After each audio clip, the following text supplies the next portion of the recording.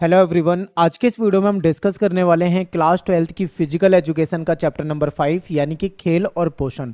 इस चैप्टर से जो भी आपके इंपॉर्टेंट टॉपिक बनते हैं सारे टॉपिक कवर करूंगा। वीडियो को बहुत ध्यान से देखना है। आपको कंप्लीट चैप्टर की समरी बताने वाला हूं और इसके नोट्स आपको हमारे टेलीग्राम ग्रुप में मिल जाएंगे, ठीक है। और आप हमारी वेबसाइट पे विजिट कर सकते हैं। यहाँ पे आपको सभी सब्जेक्ट के नोट्स मिल जाएंगे। गूगल पे जाके eklavyastudypoint.com सर्च करना है, क्लास 12th में जाना है, अपने सब्जेक्ट में जाना है। इसके बाद टेबल आएगी, टेबल में जाके आप चैप्टर के notes, important question, MCQ question, long question, short question, हर तरह की चीज़ें जो आपके पेपर में आती है सब कुछ आपको हमारी वेबसाइट में फ्री में अवेलेबल है। आप यहाँ जाकर देख सकते हैं। सिलेबस देखिए अगर मैं बात करता हूँ मिड टर्म की, वैसे तो आपके 10 चैप्टर है और 10 के 10 चैप्टर आ रहे हैं, लेकिन अगर मैं बात केवल मिड टर्म की करूँ तो 5 चैप्टर तक आ रहे हैं, ठीक है। चैप्टर 1 करा दिया, 2 करा दिया, 3 करा दिया, 4 करा दिया और आज हम 5वां चैप्टर भी करा देंगे। सिलेबस देख लीजिए, इस चैप्टर में आपको कौन कौन से टॉपिक पढ़ने हैं, ठीक है। तो चैप्टर का नाम है खेल और पोषण, और ये सारे टॉपिक जो आप स्क्रीन पे देख रहे हो ये सारे के सारे टॉपिक आपके सिलेबस के अंदर हैं। तो ये सारे टॉपिक इस वीडियो में कवर हो जाएंगे, ठीक है। तो चलिए स्टार्ट करते हैं वीडियो को। सबसे पहले बात करते हैं भोजन की। देखिए हम सभी भोजन तो करते ही हैं और भोजन हमें क्या देता है, एनर्जी देता है, ऊर्जा देता है। तो भोजन हमारे लिए बहुत ज़्यादा ज़रूरी है, ठीक है। हमारे शरीर को चलाने के लिए एक ईंधन के रूप में काम करता है, आप ऐसा मान लीजिए। तो भोजन को समझते हैं सबसे पहले कि भोजन क्या है और इससे हमें क्या फ़ायदा होता है। तो देखिए भोजन जो है, जो भी चीज़ें हम खाते हैं या पीते हैं, ठीक है, चाहे वो भोजन हो सकता है कि तरल हो, ठीक है, लिक्विड हो या फिर ठोस हो, जो भी हम खाते हैं और पाचन क्रिया के द्वारा अवशोषित हो जाता है और उससे फिर हमको क्या मिलती है, एनर्जी मिलती है, यानी कि ऊर्जा मिलती है। इसका इस्तेमाल करते हैं हम, उसी एनर्जी का इस्तेमाल करते हैं, तो ये भोजन कहलाता है, ठीक है। भोजन कौन सी चीज़ें होती हैं? भोजन ऐसे पदार्थ होते हैं, वो तरल भी हो सकते हैं, वो ठोस भी हो सकते हैं, जिसको हम खाते हैं, जिसको हम लेते हैं, ठीक है। और पाचन क्रिया, जो हमारे शरीर में जो पाचन क्रिया होती है, पाचन क्रिया के द्वारा उसको अवशोषित करके, ठीक है, उसको ऊर्जा के रूप में कन्वर्ट कर दिया जाता है और फिर हम उससे, हमारा शरीर जो है उसी से काम करता है। और हमें भोजन में संतुलित आहार लेने की जरूरत होती है, यानी कि एक बैलेंस डाइट लेने की जरूरत होती है, ठीक है। ऐसा नहीं कि आप कुछ भी खा लो। आपने देखा है ना, पूरा एक कॉम्बिनेशन होना चाहिए, आगे हम उसको पढ़ेंगे। उल्टा सीधा नहीं खाना चाहिए, ठीक है। तो संतुलित आहार होना चाहिए जिसमें आपका कार्बोहाइड्रेट भी हो, प्रोटीन भी हो, ठीक है, आपका फैट भी हो, आपके विटामिन, मिनरल्स, खनिज वगैरह वो सब हो। ऐसी हमारी बैलेंस डाइट होनी चाहिए, यानी कि संतुलित आहार होना चाहिए। नेक्स्ट देखते हैं। अब संतुलित आहार का मतलब क्या होता है, यानी हमारी डाइट में हमें कुछ चीज़ ऐसी होती है जिसकी ज़रूरत हमको ज़्यादा होती है और कुछ ऐसे पदार्थ होते हैं जिसकी ज़रूरत हमको कम होती है। जैसे कि कार्बोहाइड्रेट की, प्रोटीन की, इनकी ज़रूरत हमको ज़्यादा होती है। तो कुछ खनिज और विटामिन्स वगैरह होते हैं, उनकी ज़रूरत हमको कम होती है, लेकिन चाहिए सब भी, ठीक है। तो हमारा भोजन ऐसा होना चाहिए जिसमें हमें सारी चीज़ें मिल जाएँ। इसी को कहा जाता है संतुलित आहार या फिर बैलेंस डाइट।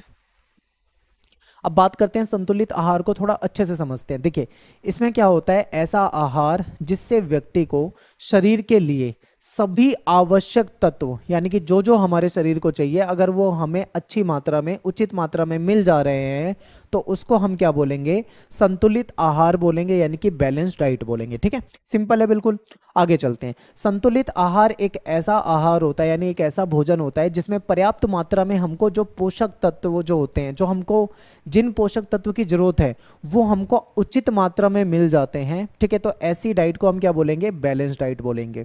और संतुलित आहार में हमको फैट भी चाहिए, यानी वसा भी चाहिए, प्रोटीन भी चाहिए, कार्ब्स भी चाहिए, ठीक है, पानी भी चाहिए, फाइबर, विटामिन, खनिज, ये सारी चीज़ें शामिल होती है। यानी कि अगर आप केवल और केवल आप ज़्यादा से ज़्यादा कार्बोहाइड्रेट ले रहे हो, आप फैट नहीं ले रहे हो, ठीक है, आप अपनी डाइट में प्रोटीन कम ले रहे हो, तो उससे आपको दिक्कत हो जाएगी। यानी कि सारी चीज़ें होनी चाहिए, जितनी रेशियो में, जितनी मात्रा में हमें जिस खनिज तत्व या जिस चीज़ की जरूरत है वो सब कुछ हमें मिल रहा है, तो वो हमारे लिए संतुलित आहार हो जाएगा, यानी कि बैलेंस डाइट हो जाएगी। यही हमको इस चैप्टर में समझना था, ठीक है। आगे चलते हैं। अब बात करते हैं हम यहाँ पे पोषण की, यानी हमें अगर हेल्दी रहना है, स्वस्थ रहना है, तो हमें ऐसी डाइट लेनी है जो बैलेंस डाइट होनी चाहिए, जिसमें सारे पोषक तत्व जो हमें चाहिए होते हैं, शरीर को चाहिए होते हैं, वो आसानी से मिल जाएं, ठीक है। ऐसी डाइट की हमको जरूरत होती है। तो पोषण को समझते हैं थोड़ा सा और इसके बाद हम उसके डिफरेंस को समझेंगे। तो देखिए पोषण जो है भोजन में उपस्थित पोषक तत्व का अध्ययन है, यानी हमारे भोजन में जो भी पोषक तत्व है उसका अध्ययन किया जाता है, उसी को हम पोषण कहते हैं, यानी कि न्यूट्रिशन कहते हैं। ये एक गतिशील प्रक्रिया होती है जिसमें भोजन को खाना, फिर उसके बाद भोजन का पचाना, उसका अवशोषित होना, ठीक है, उससे फिर हमें एनर्जी मिलना जिससे हमारा वृद्धि और विकास होता है। ये सारी चीजों का अध्ययन जो होता है वो न्यूट्रिशन के तहत किया जाता है, ठीक है। अब पोषक तत्व जो होते हैं इसको दो कैटेगरी में बांट के पढ़ेंगे। दो प्रकार के होते हैं, एक होता है मैक्रो, ठीक है, और एक होता है माइक्रो। मैक्रो क्या होता है, जो हमारे भोजन में अधिक मात्रा में हमें मिलता है और जिसकी जरूरत हमको अधिक होती है, ठीक है। देखो मैक्रो में कौन कौन से हैं, कार्बोहाइड्रेट है, प्रोटीन है, वसा है, जल है, इसकी जरूरत हमको बहुत ज्यादा होती है, तो ये सारे मैक्रो में आ जाते हैं। इसको हिंदी में वृहत कहा जाएगा, ठीक है। और दूसरी तरफ होता है माइक्रो यानी सूक्ष्म, जिसकी हमको बहुत कम जरूरत होती है। देखिए जरूरत इसकी भी है लेकिन कम जरूरत है, ठीक है। तो विटामिन हो जाते हैं, कई प्रकार के विटामिन आगे देखेंगे, खनिज हो गए, कई प्रकार के खनिज है उसको आगे देखेंगे, ठीक है, अच्छे से समझेंगे। तो ये दो कैटेगरी में हम पोषक तत्वों को बांट के पढ़ेंगे, एक मैक्रो एक माइक्रो। मैक्रो में क्या आ जाएगा, ये मेन है जो हमें हमारे शरीर को ज्यादा चाहिए होंगे, और ये भी मेन है लेकिन ये कम चाहिए होंगे। तो बस आप इसको ऐसे समझ लो, ये हमें ज्यादा चाहिए होते हैं और ये हमें कम चाहिए होते हैं। सिंपल, बिल्कुल सिंपल है। आगे चलते हैं, अब एक एक करके समझेंगे कार्बोहाइड्रेट को, प्रोटीन को, इन सब चीजों को। तो देखिए सबसे पहले मैक्रो पोषक तत्वों की बात कर लें, तो मैक्रो पोषक तत्व वो तत्व होते हैं जिसकी हमारे शरीर में अधिक मात्रा में आवश्यकता होती है, ठीक है। ऐसे पोषक तत्व जिनकी जरूरत हमको ज्यादा होती है वो सब मैक्रो में आ जाते हैं, जैसे कि कार्बोहाइड्रेट, प्रोटीन, वसा, जल, ये हो जाएगा। अगर हम दूसरी तरफ बात करते हैं माइक्रो की, तो इनकी आवश्यकता हमारे शरीर को बहुत ही अल्प मात्रा में होता है। अल्प मात्रा मतलब बहुत कम चाहिए होता है, जिसमें विटामिन और खनिज हो जाते हैं। सिंपल है, आगे देखते हैं। अब एक एक करके हमको समझना है, कार्बोहाइड्रेट, प्रोटीन, वसा, जल, इन सभी को डिटेल में समझना है। तो सबसे पहले हम देखेंगे कार्बोहाइड्रेट को। देखिए जो भारतीय होते हैं ना, जो इंडियंस होते हैं, हमारी जो थाली होती है, जो हम खाना खाते हैं, उसमें सबसे ज्यादा जो होता है वो होता है कार्बोहाइड्रेट, ठीक है। और आप देखोगे जो वेस्टर्न कंट्री हैं, पश्चिमी देश हैं, वहां पे लो कार्ब्स डाइट चलती है, यानी कि डाइट में कार्बोहाइड्रेट को कम लेते हैं, वो प्रोटीन को बढ़ाते हैं, ठीक है। फैट को भी वो एक नॉर्मल मात्रा में ही लेते हैं, लेकिन हमारी डाइट में कार्बोहाइड्रेट भी आपको ज़्यादा मिलता है और कुछ जगह पे आपको फैट भी ज़्यादा मिलता है। तो हमें इस तरीके से नहीं करना होता। कार्बोहाइड्रेट क्या है, फिर ज़्यादा कार्बोहाइड्रेट वगैरह लेंगे तो कहीं ना कहीं शरीर जो होता है, ठीक है, उसमें कहीं ना कहीं कुछ समस्या आ सकती है। हमें सब कुछ एक लिमिटेड मात्रा में ही चाहिए होता है। तो समझते हैं, कार्बोहाइड्रेट जो है हमारे खाने का, हमारे भोजन का एक मुख्य अंग होता है, यानी मेन अंग होता है, ठीक है, सबसे मेन पार्ट है। और हमारे शरीर को ये तुरंत ऊर्जा प्रदान करता है, यानी जब हम कार्ब्स लेते हैं तो हमारे शरीर को तुरंत ही क्या मिल जाती है, एनर्जी मिल जाती है। अगर हम 1 ग्राम कार्ब्स लेते हैं, ठीक है, कार्बोहाइड्रेट को शॉर्ट में कार्ब्स कहा जाता है, यानी यदि हम 1 ग्राम कार्बोहाइड्रेट लेते हैं तो हमको 4 कैलोरी मिल जाती है, ठीक है, ऊर्जा मिल जाती है। और पचने के बाद कई बार क्या होता है, कार्बोहाइड्रेट 2 तरह के होते हैं, ठीक है, आगे उसको भी देखेंगे। कार्बोहाइड्रेट जो होता है वो पचने के बाद ग्लूकोज में कन्वर्ट हो जाता है, इसी वजह से ब्लड में शुगर का लेवल बढ़ जाता है। तो जो डायबिटीज के मरीज होते हैं उनको थोड़ा सा कार्ब्स को सोच समझ के लेना होता है, ठीक है, कम लेना होता है। और आपको पता है दुनिया में सबसे ज्यादा जो डायबिटीज के मरीज हैं वो भारत में होते हैं। क्यों होते हैं, क्योंकि हमारी डाइट बेकार है। हमारी डाइट में क्या है, हम ज्यादा कार्बोहाइड्रेट लेते हैं और ये हमारे लिए नुकसानदायक होता है, ठीक है। अब थोड़ा सा इसको समझते हैं। देखिए कार्बोहाइड्रेट 2 तरह के होते हैं, एक होता है सिंपल, एक होता है कॉम्प्लेक्स, यानी कि इसको बोलते हैं सरल या साधारण कार्बोहाइड्रेट। दूसरा होता है कॉम्प्लेक्स, जिसको हम बोलते हैं जटिल, ठीक है। अब सरल वाला क्या है, इसको समझिए। इसको क्या होता है, इसमें जब हम इसे लेते हैं तो हमारे शरीर में ग्लूकोज में बदल जाता है, ठीक है। इसमें ग्लूकोज भी आ जाता है, फ्रुक्टोज भी आ जाता है, सुक्रोज, माल्टोज, ठीक है, ये सब आ जाता है और ये पानी में घुलनशील होते हैं। अब देखो ये एक तरह से शुगर है, ये अलग अलग प्रकार की शुगर है, ठीक है। फ्रुक्टोज जो है हमें फ्रूट से मिल जाती है, ग्लूकोज हमें हमारे खाने से मिल जाती है, ठीक है। तो ये सब शुगर के ही रूप है। तो जो हम कार्बोहाइड्रेट लेते हैं, जब हम जिन चीज़ों को खाते हैं जिससे हमें कार्बोहाइड्रेट मिल रहा है, वो बाद में जाके हमारे शरीर में शुगर में कन्वर्ट हो जाता है, जिसकी वजह से हमारा शुगर का लेवल जो है वो बढ़ जाता है और कहीं ना कहीं हमें दिक्कत होती है। तो हमें जो शुगर के मरीज हैं खासकर उनको कार्बोहाइड्रेट को सोच समझ के लेना होता है, ठीक है, थोड़ा कम लेना है। कहाँ से मिलते हैं, स्रोत क्या है, रसीले फल हो गए, गन्ना हो गया, चुकंदर हो गया, आम, अनाज, अनाजों में ज़्यादा होता है, ठीक है, इन सब चीज़ों से हमें मिलता है। अब देखो, अब यहाँ पे एक चीज़ है, जो हम रोटी खाते हैं, अगर गेहूं की रोटी खाते हैं तो इसमें आपको कार्बोहाइड्रेट की मात्रा अधिक मिलेगी। अब यहाँ पे क्या होता है, अब हमने तो खाया रोटी, हमें तो लग रहा है हमने रोटी खाई है, लेकिन एक रोटी बराबर है 3 से 4 चम्मच शुगर के। यानी हमने तो चीनी नहीं खाई ना, हमने तो रोटी खाई है, हम सोचे इसमें तो शुगर नहीं है।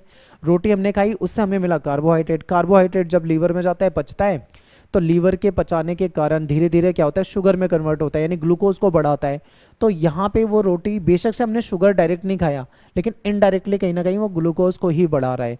तो बहुत सारे लोग ये सोचते हैं ना कि जिसको शुगर की बीमारी है उसको चीनी नहीं खानी चाहिए, गुड़ नहीं खाना चाहिए। तो ठीक है, मीठी चीज़ तो नहीं खानी चाहिए, लेकिन बहुत सारी चीज़ें ऐसी हैं, जैसे चावल है, चावल भी नहीं खाना चाहिए। चावल भी कहीं ना कहीं कार्बोहाइड्रेट उसमें होता है, बाद में वो शुगर में कन्वर्ट होने लगता है। तो रोटी, चावल, इन सब चीज़ों को भी कम करना होता है, ठीक है। तो ये सारी चीज़ें हमें यहाँ समझनी है। दूसरा है जटिल। अब देखो, ये वाला था, ये पानी में घुलनशील है, यानी जल में घुलनशील है। जटिल जो होता है ये पानी में घुलनशील नहीं होता है, ठीक है। इसमें स्टार्च होता है, और एक तरह से ये किन चीज़ों में मिलता है, आलू। आलू, अब आप कहोगे हमने तो आलू खाया, हमने चीनी थोड़ी खाई है, लेकिन आलू जब हम खाएंगे तो वो भी कहीं ना कहीं इस तरीके से कन्वर्ट होने लगता है। शकरकंद हो गया, चुकंदर हो गया, गेहूं हो गया, इन सब चीज़ों में होता है, ठीक है, कार्बोहाइड्रेट। अब आगे चलते हैं। कार्बोहाइड्रेट का मेन काम क्या है, हमको ये समझना है। सबसे मेन काम जो है कार्बोहाइड्रेट का, वो है हमारे शरीर को एनर्जी देना, यानी हमें ऊर्जा देना। कार्बोहाइड्रेट हम लेते हैं, तुरंत हमको एनर्जी जो मिलती है वो हमें कार्बोहाइड्रेट से मिलती है। 1 ग्राम में आपको पता है 4 कैलोरी हमको मिल जाती है। और हमारा जो खाना होता है, खासकर जो इंडियन जो थाली होती है, उसमें आपको 60 से 70% भाग जो है वो कार्बोहाइड्रेट का मिलेगा। आप जो भी खाते हो ना, उसमें सबसे ज़्यादा जो आपको मिलता है वो कार्बोहाइड्रेट मिलता है, ठीक है। तो ये है। आगे देखो, यदि, अब यहाँ पे एक चीज समझनी है, यदि हम कार्बोहाइड्रेट की उचित मात्रा नहीं लेते तो प्रोटीन अपने मुख्य कार्य को छोड़कर हमारे शरीर को ऊर्जा प्रदान करने लगेगा। अब यहाँ पे आपको समझना है, अभी मैंने आपको क्या बताया, हमारी डाइट में कार्बोहाइड्रेट भी होता है, प्रोटीन भी होता है, फैट भी होता है, वसा भी होता है, खनिज लवण सब कुछ होता है, ठीक है। कार्बोहाइड्रेट का मेन काम क्या है, हमारे शरीर को ऊर्जा देना, एनर्जी देना। अब मान लो हमने कार्बोहाइड्रेट कम लेना शुरू कर दिया, हम प्रोटीन वगैरह ज्यादा ले रहे हैं, कार्बोहाइड्रेट कम ले रहे हैं, ठीक है। तो क्या होगा, जो काम कार्बोहाइड्रेट का है, जो काम कार्बोहाइड्रेट हमें जो ऊर्जा दे रहा था, अब कार्बोहाइड्रेट ऊर्जा देना कम कर देगा, बल्कि प्रोटीन उस काम में लग जाएगा। यानी प्रोटीन का अपना अलग काम है, लेकिन कार्बोहाइड्रेट से वो चीज हमको नहीं मिल रही, तो प्रोटीन को मजबूरन कार्बोहाइड्रेट वाला काम करना पड़ेगा, ठीक है। अतः हम ये भी कह सकते हैं कि कार्बोहाइड्रेट जो है वो प्रोटीन को अन्य कार्यों के लिए मुक्त करता है, ठीक है। अब आपको ये स्टेटमेंट अच्छे से समझ में आई होगी। आगे चलते हैं, एक और पॉइंट है आपको समझना है, वसा के बारे में जानो, जो फैट होता है। देखिए, शरीर में जो फैट है, वसा है, उसका सही उपयोग के लिए भोजन में कार्बोहाइड्रेट की कुछ मात्रा का होना आवश्यक है। यदि वसा का उपयोग ऊर्जा प्राप्ति के लिए किया जाए तो उससे कुछ हानिकारक पदार्थ उत्पन्न हो जाएंगे। अब हमें यह भी याद रखना है, कार्बोहाइड्रेट ज़्यादा कम मात्रा में भी नहीं लेना, वरना फिर फैट भी वही कुछ उस प्रकार का काम करने लगेगा। उसकी वजह से अगर फैट ये काम करने लगा ना कार्बोहाइड्रेट वाला, तो हमें ज़्यादा नुकसान हो जाएंगे, ठीक है। तो इसलिए कार्बोहाइड्रेट की उपस्थिति हानिकारक पदार्थों का बढ़ना भी रोकती है, इसलिए कार्बोहाइड्रेट भी जरूरी है, लेकिन एक लिमिटेड मात्रा में, ठीक है। अब प्रोटीन के बारे में जानते हैं। प्रोटीन क्या होता है, ये भी एक मैक्रो वाला है, मैक्रो के अंतर्गत आता है। ये हमारा जो पाचन संस्थान होता है, ठीक है, उसके द्वारा हम लेते प्रोटीन है, बाद में वो अमीनो एसिड में बदल दिया जाता है। टोटल 23 अमीनो एसिड होते हैं, ठीक है। इसमें से 9 जो होते हैं वो हमारे आहार में हमें जरूर उपलब्ध होने चाहिए, ये हमको लेने जरूरी है। इसीलिए कहा जाता है प्रोटीन हमारी डाइट में होना आवश्यक है। और इन सभी अमीनो एसिड्स का प्रयोग जो होता है वो शरीर के द्वारा रक्त की जो मांसपेशियां हैं, नाखून हैं, ठीक है, त्वचा है, हमारे बाल हैं, इन सब अंगों के निर्माण में जरूरी होता है। इसीलिए प्रोटीन हमारी डाइट में शामिल होना चाहिए। अगर प्रोटीन सही से लोगे तो हमारे शरीर के जो आंतरिक, जो अंदरूनी अंग है वो सही से वर्क करेंगे, हमारे नाखून सही होंगे, ठीक है। कईयों को नाखून से रिलेटेड बीमारी हो जाती है, त्वचा से रिलेटेड, स्किन से रिलेटेड समस्या होने लग जाती है, बालों से रिलेटेड समस्या होने लग जाती है। इसलिए कहा जाता है प्रोटीन सही मात्रा में लेना है। प्रोटीन जो है वो नए ऊतक जो होते हैं हमारे, उसको बनाते हैं, ठीक है, टिश्यूज वगैरह बनाते हैं और उसको रिपेयर करते हैं, और विभिन्न जो अम्ल है उसके बीच में एक बैलेंस करता है, एक संतुलन बनाता है। तो इसलिए प्रोटीन भी हमारी डाइट में बहुत ज़्यादा आवश्यक होता है। प्रोटीन हमको मिलता कहाँ से है, दूध या दूध से बनी हुई जो चीज़ें होती हैं, ठीक है, जैसे पनीर हो गया, घी हो गया, अन्य चीज़ें हो गई, यहाँ से दूध से बनी हुई चीज़ों से हमको प्रोटीन मिल जाता है। दालों से हमको प्रोटीन मिल जाता है। अगर नॉनवेज खाते हैं तो उसमें जो मांस वगैरह होता है वहाँ से मिल जाता है। मेवे या जो ऐसी चीज़ें जिसमें तेल वगैरह के जैसे तेलीय बीज होते हैं, ठीक है, वहाँ से हमको मिल जाएगा। नेक्स्ट है कि इसका काम क्या होता है। जैसे कार्बोहाइड्रेट का मेन काम क्या था, ऊर्जा देना, तो प्रोटीन का क्या काम है मेन। देखिए, प्रोटीन जो है हमारे शरीर में जो ऊतक होते हैं उसको बनाता है, टूटे फूटे जो हमारे टिश्यूज वगैरह होते हैं उसका वो निर्माण करता है, उसको वापस से मरम्मत करता है। हमारी जो शरीर की ग्रोथ होती है, ठीक है, वृद्धि होती है, उसका रख रखाव करता है, और बचपन से वयस्क होने तक लगातार वृद्धि के लिए भोजन में हमको प्रोटीन जरूरी होता है। इसीलिए आप देखते हो ना प्रोटीन शेक पिलाया जाता है, खासकर बच्चे को। जब बच्चा कमजोर होता है तो उसको ऐसी डाइट, उसको बाहर से डब्बे भी दिए जाते हैं प्रोटीन वगैरह के, वो इसीलिए दिए जाते हैं ताकि उसकी ग्रोथ ना रुके, ठीक है। हमारे जो हार्मोन्स होते हैं उसको भी बैलेंस करता है, तो प्रोटीन हमारे लिए बहुत ज़रूरी होता है। अब बात करते हैं हीमोग्लोबिन, ठीक है। हीमोग्लोबिन जो है वो रक्त में, हमारे ब्लड में उपस्थित प्रोटीन युक्त लाल रंग का पदार्थ होता है। आपने देखा होगा किसी में हीमोग्लोबिन की कमी हो जाती है किसी के ब्लड में, तो उसको अनीमिया का शिकार हो जाता है, खून की कमी होने लग जाती है, चक्कर आने लग जाते हैं, कमजोरी होने लग जाती है, ठीक है। तो इसलिए प्रोटीन हमारे लिए बहुत आवश्यक होता है शरीर को एनर्जी देने के लिए, और प्रोटीन का प्रयोग किया जाता है। 1 ग्राम अगर हम प्रोटीन लेते हैं तो उसमें भी हमें लगभग 4 कैलोरी के आसपास मिल जाती है। यदि हम भोजन में कार्बोहाइड्रेट की अच्छी मात्रा नहीं लेते तो उसकी जगह प्रोटीन अपना काम छोड़कर हमें, हमारे शरीर को एनर्जी देने लग जाता है। अब बात करते हैं फैट की, यानी कि वसा। फैट देखो, अब फैट को सोचकर ना सीधा मोटापा दिमाग में आ जाता है। फैट भी हमारे शरीर के लिए एक जरूरी तत्व होता है, ठीक है। जिस तरीके से हमें कार्बोहाइड्रेट जरूरी है, हमें प्रोटीन जरूरी है, इसी तरीके से हमको फैट भी जरूरी है। लेकिन फैट में हमें ये ध्यान रखना है कि हमें बहुत ज़्यादा फैट नहीं लेना है, ठीक है। तो देखिए वसा जो है ये भी एक मैक्रो वाला तत्व है, और ये इसकी अनेक क्रियाओं के लिए, ये हमारे शरीर की बहुत सारी क्रिया के लिए फैट जरूरी होता है। आप देखते हो घुटने वगैरह मोड़ते हैं, कट कट की आवाज़ आती है, यानी कि हमारे अंदर फैट एक तरह से लुब्रिकेशन का भी काम करता है कुछ जगह पे, ठीक है। तो वो चीज़ें कम होने लग जाती है ना, तो ये फैट की कमी की वजह से होती है, तो फैट भी जरूरी है। 1 ग्राम अगर हम फैट ले रहे हैं तो हमें 9 कैलोरी मिलती है, यानी कि ये हमको कैलोरी ज़्यादा देता है फैट। और फैट जो है हमको गर्म रखता है, हमारे शरीर को, हमारे जो कोमल अंग है उसकी सुरक्षा प्रदान करता है, और हमारे हार्मोन के उत्पादन में भी ये कहीं ना कहीं हेल्प करता है। तो फैट भी हमारे शरीर के लिए क्या है, जरूरी है। अब फैट कहाँ से मिलता है, देखो पशुओं से भी मिलता है। अगर मांस मछली खाते हैं, अंडे खाते हैं तो यहाँ से मिल जाएगा। और पेड़ पौधों से मिलने वाली चीज़ जैसे वनस्पति तेल हो गया, मेवे हो गया, आवाकाडो, ये जो फल वगैरह होते हैं इससे मिल जाता है। दूध या दूध से बनी चीज़ों में भी फैट होता है, ठीक है। आप देखते हो ना दूध में से मलाई वगैरह निकाल दी जाती है, उसका फैट निकाल दिया जाता है, तो फैट वहाँ से भी अपने को मिलता है। एक चीज़ है सबसे ज़रूरी, पानी। इसीलिए मैंने बिल्कुल ब्लैंक रखा हुआ है, पानी, जल। देखिए हमारे शरीर के लिए जितना जरूरी कार्बोहाइड्रेट है, ठीक है, प्रोटीन है, फैट है, वसा है, उतना ही जरूरी हमारे लिए पानी भी है। पानी हमें 2 तरीके से मिलता है। एक तो आप डायरेक्ट पानी उठाओ, ठीक है, सीधा आपने पानी उठाया और पानी को पी लिया, तो इससे आपके शरीर को पानी मिल गया, डिहाइड्रेशन से आपको बचाएगा। लेकिन दूसरा पानी का तरीका है, कुछ ऐसे फल और सब्जियां होती हैं उससे भी हमें पानी मिलता है। यदि आप खीरा खाते हो तो उसमें फिर वाटर होता है, ठीक है। आप तरबूज खाते हो उसमें आपको वाटर मिलेगा। बहुत सारे ऐसे फल होते हैं जिसके जरिए आपको पानी मिल जाता है, ठीक है। तो ये भी एक पानी के सोर्स होते हैं, याद रखना, और ये भी हमारे लिए बहुत जरूरी होते हैं। आगे चलते हैं। अब देखो पोषक तत्व 2 प्रकार के थे। मैक्रो, मैक्रो में कार्बोहाइड्रेट पढ़ा, प्रोटीन समझा, वसा समझा, जल समझा, ये हो गया। अब बात करते हैं माइक्रो की। माइक्रो में होते हैं 2 प्रकार, एक विटामिन और एक खनिज। विटामिन भी जरूरी है और खनिज भी जरूरी है, लेकिन ये कम मात्रा में चाहिए होते हैं अपने को, ठीक है। ज्यादा मात्रा में नहीं चाहिए होते, कम मात्रा में। तो इसको समझते हैं। तो सबसे पहले बात करते हैं सूक्ष्म पोषक तत्व। हम जानते हैं कि इसकी जरूरत हमारे शरीर को कम होती है, हम पढ़ चुके हैं। तो सबसे पहले विटामिन को देखते हैं। देखिए भोजन के अवयव के रूप में, तत्व के रूप में हम देखें तो ये जो विटामिन होते हैं ना, इसकी जरूरत हम सभी जीवों को होती है, लेकिन कम मात्रा में होती है, ठीक है। अगर हम रासायनिक रूप से देखें तो ये कार्बनिक यौगिक होते हैं, और इस यौगिक को विटामिन कहा जाता है जो शरीर के द्वारा पर्याप्त मात्रा में खुद उत्पन्न नहीं किया जा सकता। यानी ऐसे यौगिक जो हमारा शरीर खुद उत्पन्न नहीं कर सकता, ये हमें बाहर से लेना पड़ता है, ठीक है, भोजन से लेना पड़ता है। आपने देखा होगा ना कई लोगों में शरीर में कुछ कमजोरियां, कुछ कमियां हो जाती हैं, तो फिर उन्हें मल्टीविटामिन लेने को कहा जाता है। डॉक्टर्स जो होते हैं वो रिकमेंड करते हैं मल्टीविटामिन, और वो टैबलेट कैप्सूल देते हैं जिसमें हर प्रकार के विटामिन होते हैं। तो वो किस लिए होते हैं, क्योंकि हमें हमारे खाने से विटामिन नहीं मिल रहा होता, इसलिए हमको बाहर से लेना पड़ता है। तो ठीक है, हमें ऐसा भोजन लेना है जिसमें हमको विटामिन मिल जाए, और ये हमारा शरीर नहीं बना सकता, ये हमको बाहर से ही लेना पड़ता है, अपने भोजन से या फिर मेडिसिन के जरिए। मेडिसिन सेकंड ऑप्शन है, पहला तो भोजन ही है, ऐसा करना चाहिए जिससे हमको ये चीजें मिल जाएं, ठीक है। विटामिन को हम 2 प्रकार से देख सकते हैं, एक ऐसे जो जल में घुल जाते हैं, एक ऐसे जो जल में, ठीक है, जो वसा में घुलनशील होते हैं यानी फैट के साथ घुलते हैं, तो जल में घुलनशील जो होते हैं विटामिन बी, विटामिन सी हो जाएगा। फैट में घुलनशील की बात करें तो उसमें आपको vitamin A, vitamin D, vitamin E और विटामिन के, ये सब हो जाता है।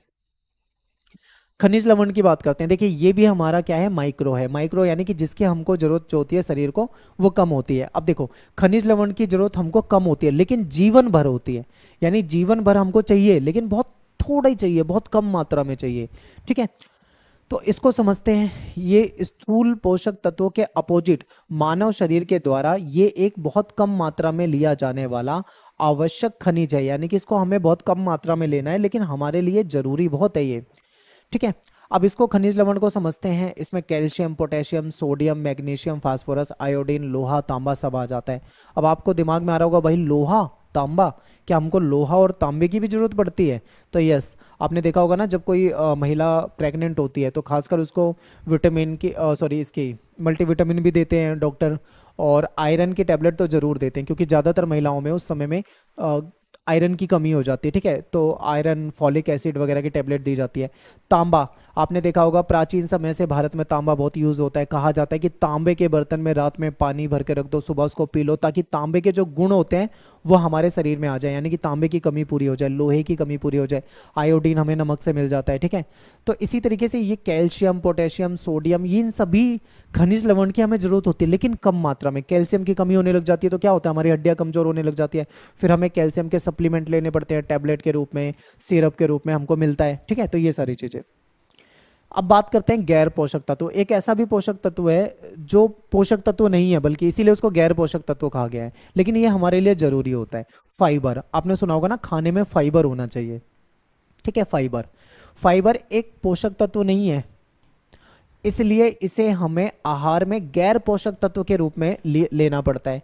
फाइबर युक्त भोजन यानी ऐसा भोजन जिसमें फाइबर हो वो हमारे पाचन को अच्छे तरीके से क्या करता है, पाचन को बढ़ाता है। देखिए हमें ऐसा खाना खाना चाहिए जिसमें हमको फाइबर मिले, फाइबर मिलेगा तो हमारा पाचन तंत्र सही से होगा। और फाइबर का एक और फायदा है कि ये क्या होता है, कम मात्रा में लेने में भी कहीं ना कहीं हमारी भूख को खत्म कर देता है, ठीक है। तो जो लोग वेट लॉस कर रहे हो, डाइटिंग पे हो, उनके लिए ये फाइबर बहुत इंपॉर्टेंट होता है। ऐसी डाइट लो जिसमें फाइबर हो, और फाइबर लेने के बाद आपकी भूख भी तुरंत मिट जाएगी, ठीक है, लंबे समय तक। और दूसरा, आपके पेट में प्रॉब्लम भी नहीं रहेगी, विभिन्न प्रकार की जो समस्याएं हो जाती, यानी कि जो हमारा वजन होता है, हमारा वेट होता है, उसको हम कैसे कंट्रोल में रखें, नियंत्रण में रखें, उसके लिए भोजन। तो देखिए यदि किसी व्यक्ति का वजन जो है वो सामान्य से ज्यादा है, ठीक है, वजन ज्यादा है, तो उसको बहुत तरह की बीमारी हो सकती है। उसको मोटापा हो सकता है, मधुमेह की बीमारी हो सकती है, उसको बीपी की बीमारी हो सकती है, ठीक है। ऐसे में शरीर का वजन जो है वो सामान्य होना चाहिए, नॉर्मल होना चाहिए। सामान्य के लिए क्या करना चाहिए, अपना BMI, body mass index check कराना चाहिए, जो कि 19 से 25 के बीच में अगर है तो उसको ठीक माना जाता है, ठीक है। 19 से 25 के बीच में हमारा बॉडी मास इंडेक्स होना चाहिए। अब ये बीएमआई क्या होता है मैंने आपको पहले एक चैप्टर में बताया हुआ है, आप वहां पे देख सकते हैं। अब हम चलते हैं, अब समझते हैं, ठीक है। देखिए क्या होता है, यदि हमारे शरीर में मोटापा होता है, हम इस स्टेज में होते हैं, तो कहीं ना कहीं जब फैट जमा हो जाता है हमारे शरीर में, चर्बी जमा हो जाती है हमारे शरीर में, तो कई प्रकार की हमें बीमारी हो सकती है। मोटापा अपने आप में एक बीमारी है, उससे हमें डायबिटीज़ हो सकती है, ब्लड प्रेशर की बीमारी हो सकती है। लेकिन जब हम अपने वजन को धीरे धीरे ऐसा करते हैं, यानी कि कम करते हैं, ठीक है, और कम करते हैं, तो कहीं ना कहीं हमारे जो शरीर से वो जो बीमारी के जो चांस होते हैं वो अपने आप ही कम हो जाते हैं, ठीक है, कम होने लग जाते हैं। तो अपने वजन को नियंत्रण में रखना यानी मोटापे को कम करना बहुत ज़्यादा हमारे लिए इंपॉर्टेंट होता है। तो कैसे हम मोटापे को कम कर सकते हैं, यानी अपने वजन को कंट्रोल कैसे कर सकते हैं? तो देखिए बहुत सारे तरीके हैं। एक्सरसाइज करना, ठीक है, डेली एक्सरसाइज करना। कैलोरी कम लेना, कैलोरी कम लेने का मतलब ये नहीं है कि जितनी आपको जरूरत है उससे कम लो। कैलोरी कम लेने का मतलब यहाँ पे ये है कि देखो दो तरह के लोग होते हैं, एक मजदूर, एक वैसा लोग है जो ऐसे आदमी है जो मजदूरी का काम करते हैं जिसमें बहुत ज़्यादा शारीरिक श्रम है, बहुत मेहनत करना पड़ता है, पत्थर वगैरह उठाते हैं, भारी काम करते हैं, तो उनको ज़्यादा कैलोरी की ज़रूरत होती है। कुछ लोग ऐसे होते हैं जिनका काम ज़्यादा मेहनत का नहीं होता, बैठ के कंप्यूटर पर खट खट खट खट, तो ऐसे लोगों को कैलोरी कम लेनी चाहिए। जितनी कैलोरी की अपने शरीर को ज़रूरत है उतनी लेनी चाहिए। हमें जंक फूड नहीं खाना चाहिए, मोमोज, बर्गर, चाउमीन वगैरह ऐसी चीज़ें नहीं खानी चाहिए, ठीक है, इससे हमारा वजन बढ़ता है। बार बार नहीं खाना, कुछ लोगों को आदत होती है अभी खाया थोड़ी देर बाद फिर कुछ खा लिया, जिसे हम ज़्यादातर बोलते हैं चरना, ठीक है, यानी कि थोड़ी थोड़ी देर में चरने की आदत होती है, तो वो चीज़ नहीं होनी चाहिए, हमें लिमिट में खाना है। नेक्स्ट है अधिक कार्ब वाला भोजन नहीं लेना। बिल्कुल, अगर आप वेट लॉस कर रहे हो तो कार्बोहाइड्रेट आपको अपने भोजन से कम करना ही पड़ेगा। कार्ब्स को कम करोगे तभी वेट लॉस हो पाएगा। मादक पदार्थ का उपयोग नहीं करना, यानी कि नशीली चीज़ों को नहीं लेना, शराब वगैरह, उससे बहुत ज़्यादा कैलोरी मिलती है। ठीक है, शराब जो है वो कैलोरी बढ़ाती है कहीं ना कहीं। और सक्रिय दिनचर्या, यानी हमारी लाइफस्टाइल जो है, डेली लाइफ जो है वो एक्टिव होनी चाहिए। सुबह उठो, एक्सरसाइज करो, ठीक है, फिर अपने काम करो, अपने आप को मतलब एक्टिव रखना है पूरे दिन। अब देखो, अब इसके बाद एक टॉपिक आता है, चलो ये तो हो गया, एक्सरसाइज से हम अपने वजन को कम कर लेंगे। दूसरा है डाइटिंग। एक दूसरा, दो तरीके चाहिए होते हैं, डाइटिंग भी करनी है, एक्सरसाइज भी करनी है। कुछ लोग क्या करते हैं, जैसे मैंने भी ये गलती करी थी कि मेरा वजन 72 kg हो गया, जैसे मैं उसको चाह रहा था मैं उसे कम कर दूं। कैसे कम करूंगा, मैंने एक्सरसाइज शुरू कर दी, ठीक है, मैंने अपनी डाइटिंग पे ध्यान नहीं दिया, मैं जैसा खा रहा था उससे ज़्यादा ही खाने लगा, लेकिन मैं दूसरी तरफ एक्सरसाइज कर रहा हूँ, तो उससे वजन कम नहीं होगा कभी भी। अगर आपको वेट लॉस करना है तो आपको एक तरफ एक्सरसाइज भी करनी है तो दूसरी तरफ डाइटिंग भी करनी है, यानी कि अपने खाने पीने में सोच समझ के खाना है। तो डाइटिंग में क्या होता है, हमको अपने ऊपर कंट्रोल करना होता है, कहीं ना कहीं हमारे सामने हम मतलब जो ज़्यादा खाते हैं उसको हमें कम करना होता है, कम कैलोरी लेनी होती है। ठीक है, जैसा आप इमेज में देख रहे हो पीछे वीडियो में कि भाई इसकी जो एक्सपेक्टेशन थी वो कुछ और थी। मैं आपको दोबारा दिखाता हूँ, इसे ध्यान से देखिए, आपको समझ में आएगा। देखिए, समझ गए, तो ये करना पड़ता है, यानी अपने मन को मारकर कहीं ना कहीं हमें कम खाना होता है और ऐसी चीज़ें खानी होती है जिसमें जंक फूड को हम हटा दें, ठीक है, ज़्यादा फैट वाली चीज़ों को हटा दें। तो ये सब हमें ध्यान में रखना होता है। नेक्स्ट है कि डाइटिंग जो होती है उसको समझते हैं थोड़ा सा कैसे होती है। देखिए, इसमें क्या होता है, हम अपने शरीर को फिट दिखने के लिए, ठीक है, दिखाने के लिए, अपनी पर्सनैलिटी को बनाने के चक्कर में हम डाइटिंग शुरू कर देते हैं, यानी कि अल्पाहार, यानी कि कम खाना शुरू कर देते हैं। ये क्या होता है, मेनली वजन कम करने के उद्देश्य से किया जाता है। कई बार शुरू में वजन कम होने लगता है लेकिन बाद में वजन बढ़ जाता है। क्यों? क्योंकि डाइटिंग जो है, मान लो 1 महीना 2 महीना करा, वजन कम हो गया, बाद में फिर हमने छोड़ दी डाइटिंग, फिर से हम खाने लगे तो फिर वजन तेजी से बढ़ेगा। तो ये चीज़ें हो जाती है डाइटिंग में। डाइटिंग के कुछ नुकसान होते हैं। क्या नुकसान होते हैं डाइटिंग के? अगर मान लो एकदम से डाइटिंग करनी है तो एक अच्छे डॉक्टर से, जो डाइटिशियन होता है, उससे सलाह लेनी है। वो तुम्हें तुम्हारी दिनचर्या को देखेगा, ये बताएगा कि तुमको कितनी कैलोरी की जरूरत है और कौन सी चीज़ों को तुम छोड़ सकते हो, कौन सी चीज़ों को अपना सकते हो। ठीक है, डाइटिंग का मतलब ये थोड़ी है कि बिल्कुल ही नहीं खाना, खाना है लेकिन कम खाना है, जंक फूड हटा देंगे, ठीक है, और फालतू की जो बेकार चीज़ें खाते थे उसको हटा देंगे, और यही सब होता है। तो इसमें क्या होता है, डाइटिंग के कुछ खतरे होते हैं। पोषण की कमी हो जाती है, एकदम से डाइटिंग कर ली बिना सोचे समझे, हमारे शरीर में जो न्यूट्रिशन है उसकी कमी हो जाएगी। एक वक्त का भोजन छोड़ देते हैं लोग, उससे भी कुछ समस्या आने लग जाती है। कैलोरी एकदम से कम कर देंगे तो उससे कहीं ना कहीं चक्कर आना, ऐसी समस्या हो सकती है। सूखा रोग हो सकता है, कमजोरी फील हो सकती है, अनीमिया जैसी समस्या हो सकती है, खनिज की कमी हो सकती है, बहुत तरह की समस्या हो जाती है अगर हम डाइटिंग पे एकदम से हो जाते हैं। नेक्स्ट है भोजन असहनशीलता। क्या मतलब है इसका? तो देखिए, भोजन में उपस्थित ऐसे तत्व जिन्हें हमारा शरीर आसानी से नहीं पचा पाता, ठीक है, उसे भोजन असहनशीलता कहते हैं। यानी कि कोई ऐसा पोषक तत्व है जिसको हमारा शरीर नहीं पचा पा रहा है, यानी हमें उस भोजन से कहीं ना कहीं एलर्जी है, असहनशीलता है, आप इस तरीके से समझ सकते हो। भोजन असहनशीलता के कारण हमारे शरीर में कुछ एंजाइम होते हैं जो भोजन के तत्वों को तोड़ते हैं, उनका अवशोषण करते हैं, ठीक है, लेकिन किसी किसी के शरीर में ये एंजाइम कम हो जाते हैं। अब इसकी कमी हो सकता है किसी में जन्मजात हो, जैसे ही वो पैदा हुआ तब से ही हो, या हो सकता है कि उसने कोई ऐसी दवाई खाई, कोई मेडिसिन खाई, उस मेडिसिन का साइड इफेक्ट हो गया जिसके कारण उसके साथ ऐसा हुआ, ये भी हो सकता है। ठीक है, अब नेक्स्ट टॉपिक है हमारा खेल कूद में आहार। जो खेल कूद करते हैं, जो खिलाड़ी होते हैं, उनके लिए कैसी डाइटिंग होनी चाहिए, ठीक है, उनको क्या खाना है क्या नहीं खाना है, ये सारी चीजें। तो देखिए, खेल पोषण का संबंध खिलाड़ियों के द्वारा लिए जाने वाले तरल पदार्थ, जो खिलाड़ी जो भी लिक्विड लेते हैं या जो भोजन लेते हैं, वो किस प्रकार का भोजन ले रहे हैं, कितनी मात्रा में ले रहे हैं, इससे रिलेटेड होता है। ठीक है, और इसका अधिक प्रयोग शक्ति तथा सहन क्षमता वाले खेलों में किया जाता है। जैसे मान लो कोई ज़्यादा शक्ति वाला खेल है, जैसे वेट लिफ्टिंग हो गया, कुश्ती हो गया, साइकिल दौड़ हो गया, या अन्य प्रकार की दौड़ हो गया जिसमें ज़्यादा एनर्जी चाहिए होती है, उसमें हमें डाइट अलग तरह की लेनी पड़ती है। ठीक है,